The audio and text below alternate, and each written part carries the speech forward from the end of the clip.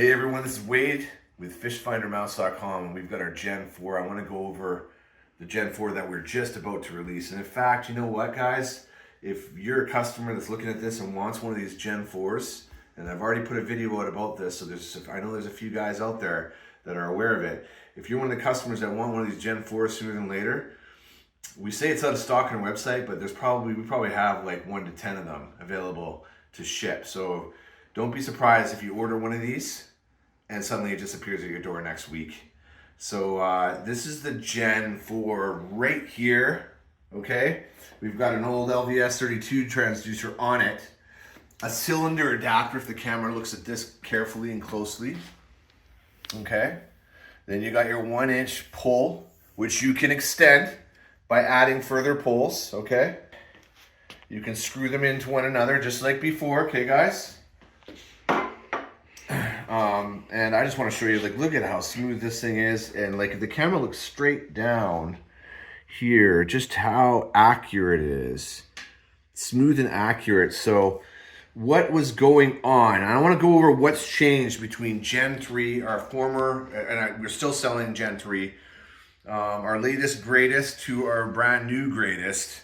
We've got, this is our Gen 3 split clamp, for example. This is our Gen 4. The camera can pick that up. You can really see a size differential here in the depth of the piece, and that's what really creates further stability. So takes the wobble out of it. There's no longer wobble because, or there's very much less wobble, let's say. As we all know, nothing's perfect in this world, but there's much less wobble. So that's a fantastic change here. I'm gonna just take this and flip this way. So we're just gonna flip it up out of the water. Say this is on your pontoon boat, your bass boat, whatever it is. That's as easy as it is, guys. Just rotate it up out of the water. And what we have here is we have also a new joint system here where you loosen this and it doesn't take, there's no spring pin like we had in the Gen 3. This is like a pattern, like a pattern sort of locking system like you see here. You see this on a lot of transducers from various manufacturers too. So you can see there's a lot of settings right here. So you've got all sorts of detents you can set it up to if you need to tilt it, wherever you need to tilt it to. But of course, you've also got your 90-degree here. So we've got that, and we're gonna just let this drop down this way again.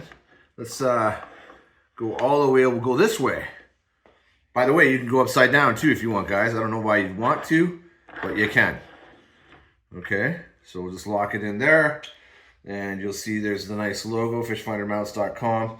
What we have here in this setup here is we have a basic handle, and we've got our, okay, so let me go to the next part here.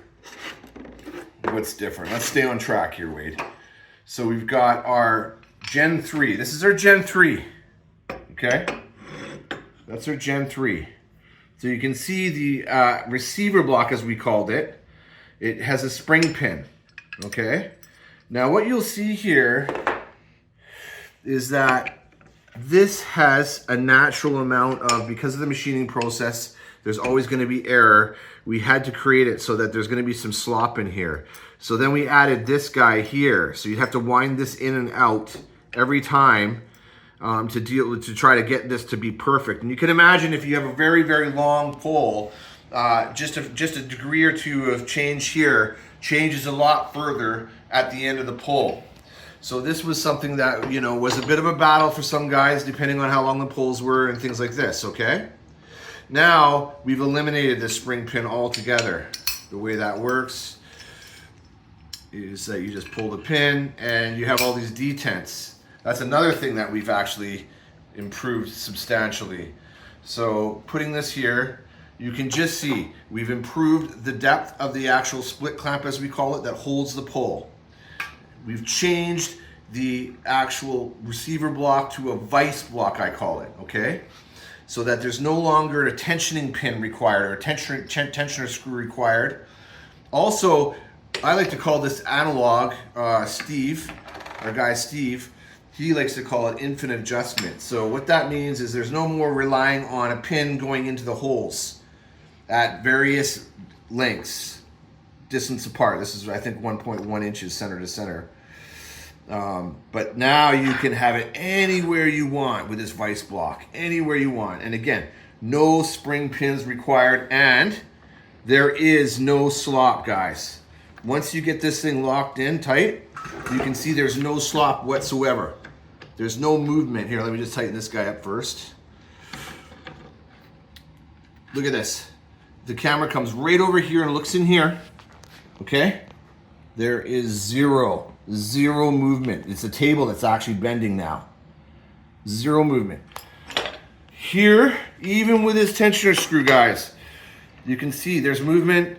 You know, it's still a great product, but it's not as refined. Obviously, this being your Gen 4, guys would be able to, if they didn't screw this down well enough, I guess, have some slop there. So that's the difference, two major differences, or a few major differences between the Gen 4 and the Gen 3 system here. Now I want to go over the beam, okay? So this is our 10-inch beam here that we would call, we called it our 10-inch beam for Gen 3. And you can see it has all the holes. It needs that because of the spring pins, locking pins. Now, we had the foresight to create a hybrid beam. So that means if your guy, a customer already, that has Gen 3 receiver blocks already on his boat, maybe you have more than one. Guys like to sometimes put them on their bow, on their stern, all over their boat. You know, some guys have, you know, very large boats too. They want to be able to move their livescope around to various tactical areas of their boat. So anyways, we created these hybrid beams. So I'm not sure exactly how we're going to do this, but you can get a hybrid beam if you want to still use and leverage what you have from fishfindermounts.com, but you want to buy the Gen 4 vise block, okay? So if you get a hybrid beam with this, okay guys, you'll be able to also use your Gen 3 receiver blocks as well. So you have a vise block, you can use that. It functions the same as this, even though it has holes in it, functions the same as one without holes. And then you can also use this in here. This is what I'm trying to say. Take that off. And you can see that it also works just like before. The hybrid beam. So you need a hybrid beam if you want to use both your Gen 3 and your Gen 4 vise block. Gen 3 receiver block, Gen 4 vise block. Okay? And by the way, guys, we do have very long, we do have a 10-inch, what's equivalent to the old 10-inch like this, in this style, in a hybrid style as well for the new Gen 4 systems, okay? And then finally, looking at the end of these things, this is the very first one we got, but you can see we again have the linchpin here. If you're, you know, for safety, like, it's not our fault if you don't put this in and you just suddenly take it out and it drops in the water. This is sort of a safety feature, okay guys? But you could also, if you wanted to, even add at the end of these beams now, you could add a nice Fish Finder Mounts pull cap there that's available under, I think it's under our Live Sonar Mounts page there on fishfindermounts.com.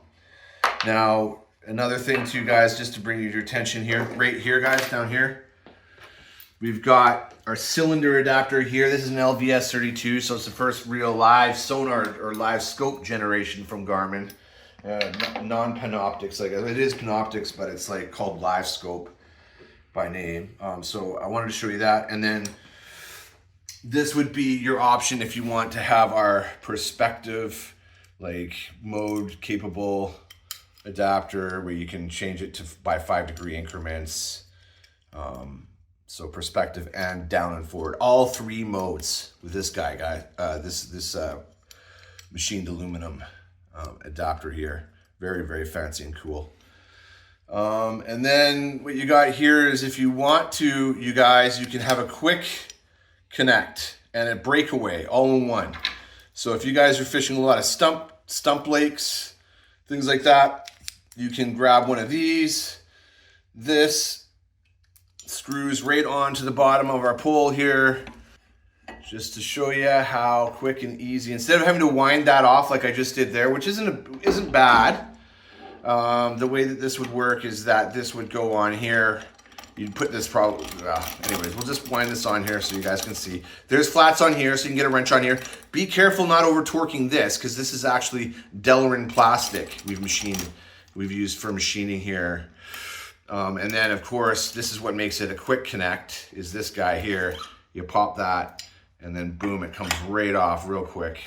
And then the breakaway, the camera comes really close here, is in this feature here. It has a weak point, so it'll want to snap there to save your transducer from ultimate destruction. So that is pretty much it. I wanted to show you the difference between our upcoming, very soon released Gen 4 on fishfindermounts.com and our good old Gen 3 that we've been selling for quite some time, about 3 years here, guys, from fishfindermounts.com. So give us a call, 1-855-784-3474, or email us. Our email is at the top right hand of our website. It's just basically sales@fishfindermounts.com. And I'm Wade. Thanks for watching, everyone.